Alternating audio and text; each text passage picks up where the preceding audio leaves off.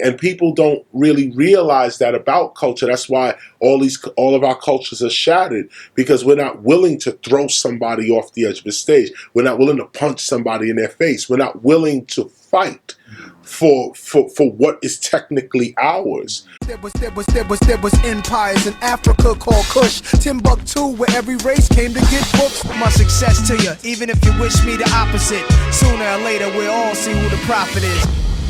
Subscribe, down there, sir.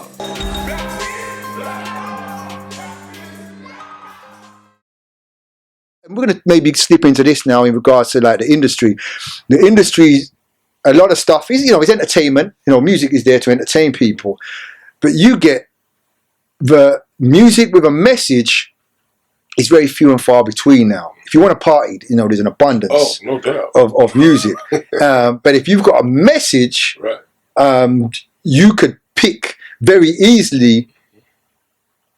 If someone said find 5 artists, you could mostly pick 5 artists with music with a message, and then you start getting a bit stuck after that because there isn't that much out there. Right. But the great thing about the ones who are out there, when they do their stuff, right, it's something which the albums are like 5 stars. And I'll look at like Nas and Damian Marley when they dropped that recently, and you can go track for track for track, but it's the content. Right. And they're not tunes that you just forget tomorrow. Right. So in regards to your music and the message that you've done, you've always been very political, Afrocentric in your messages and so on and so forth.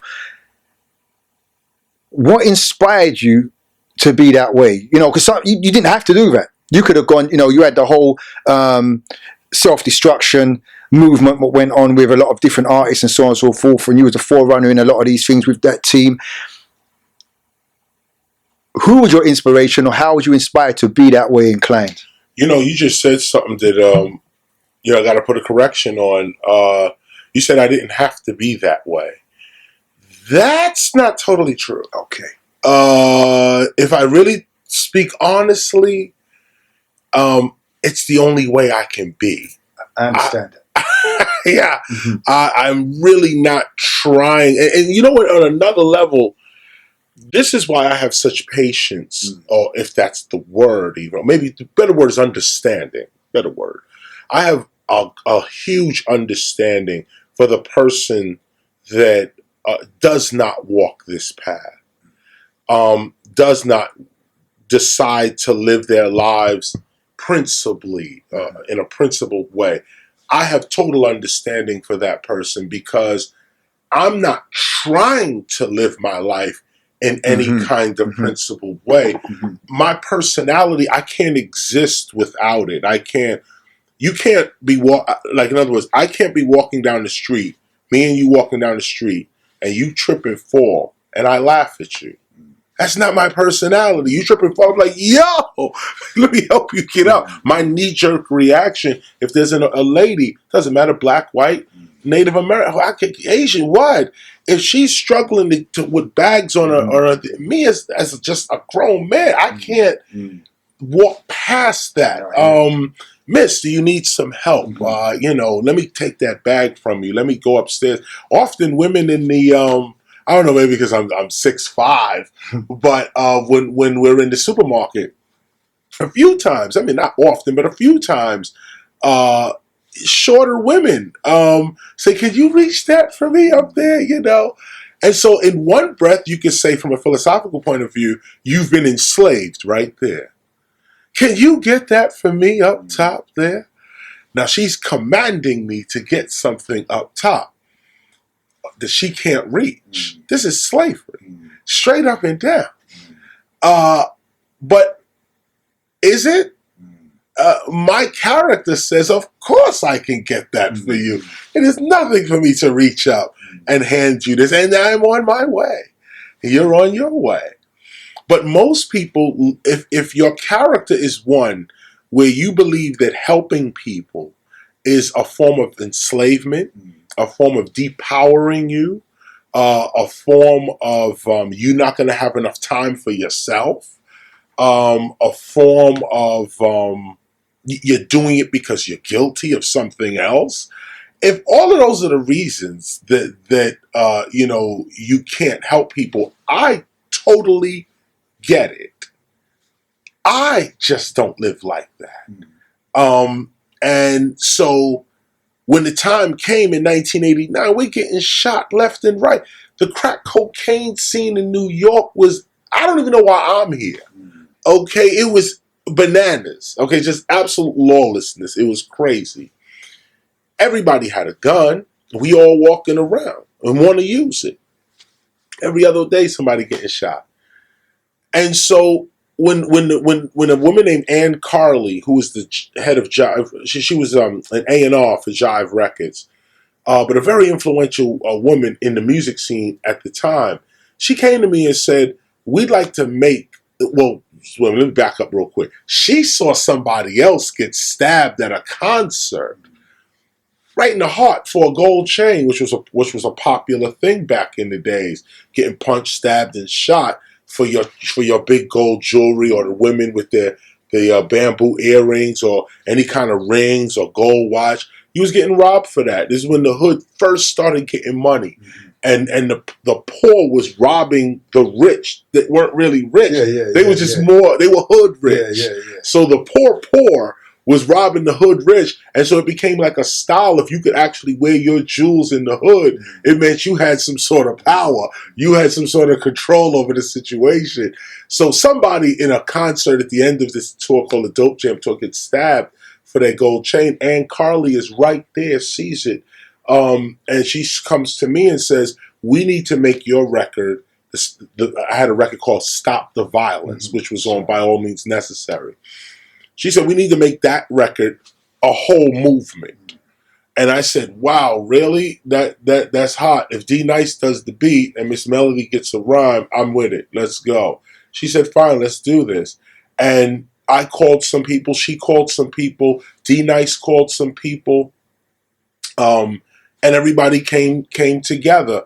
I became sort of the figurehead over years, because I would, even after, beyond the record and even after the record, I would go out and champion the Stop the Violence movement. It was my song that the record was built upon. So I kind of was maneuvered into that leadership position. But my character at the time really couldn't hold it, because my version of stopping violence was not a passive, we're going to talk it out until we stop violence. I was willing to go to war. I had to curb that within myself from the early years. But, the other side to walking a principled life is that you're not afraid of death and you're not afraid of other people. So for me, it started small with MC battles, and I knew who I was. So as I'm rhyming with you, you're saying I represent real hip hop, and my whole philosophy is I am real hip hop. Let's now get in. Here's the battle, and so my arrogance would show in this way, and then it escalated to even physical conflict, and so on. Some situations that really could have got out of hand. Jail time for all of us, death, murder. It could have been all of that. But through the grace of the ancestors, I was able to get through that period in my life. And toward the end of the Stop the Violence movement, when PM Dawn got thrown off the edge of the stage, most people said, that's the head of the Stop the Violence movement? He's too contradictory. What is it, stop the violence? This kind of thing. So, I then, of course, defended myself by saying, how are we supposed to keep our culture intact? If somebody could just come in and say, well, I'm the new guy around here I'm taking hip hop where I think it should go. And the only reason you even have the microphone is because a white corporation is propping you up to take control of our culture, take control of our history, take control of what we're actually doing, did, and will do. No, that's fighting, and people don't really realize that about culture. That's why all of our cultures are shattered, because we're not willing to throw somebody off the edge of the stage. We're not willing to punch somebody in their face. We're not willing to fight for what is technically ours. So if you're not willing to fight, then you're enslavable. And so here's where we are now. And now, so we have these problems with the cops, and we have these problems with the courts, and we got problems with education and housing and healthcare and all of these different little problems. They all come back to one thing. If we had an army, an African American army, or really an global African army, on another level, but let's just keep it African American for this particular conversation. If we had an African American army backed up by an African American constitution, meaning we understand what the U.S. Constitution is, we understand what the Declaration of Independence is, we understand what U.S. government is, the 3 branches of government, and we understand all that. But here's what we're doing over here. And we hope you all understand this too. But over here, we have this God. Our God is called Amun, or whatever. This is our God, okay? And this is what you can hold us to. The whole globe, whole world, everybody. This is what you can hold us to. This book right here, or this set of rules, or this set of engagements, conduct. This is what you can hold us to. That creates the government. Now, to protect that conduct, we're going to create bodies of people that make sure that our culture operates in this fashion right here. And so now we do our thing. And so if we don't, and then of course, a military or some sort of police force, and it doesn't have to be armed police walking around. Lawyers can be a police force. Like you can have a team of lawyers in society telling people what's right and what's wrong. Doctors can be a police force. It's scary, more scary than police, because imagine breaking the law and a doctor comes and sees you.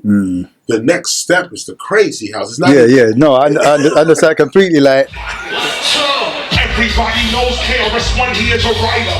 Original lyrics and routines, nobody no fighter. Rhyme reciter, I get it loose because I'm liver. Graffiti writer, but I'm talking about these biters. What's a fighter? A fighter's unoriginal, a fighter's predictable, skills minimal. And yo, these dudes are pitiful, concerts be whack.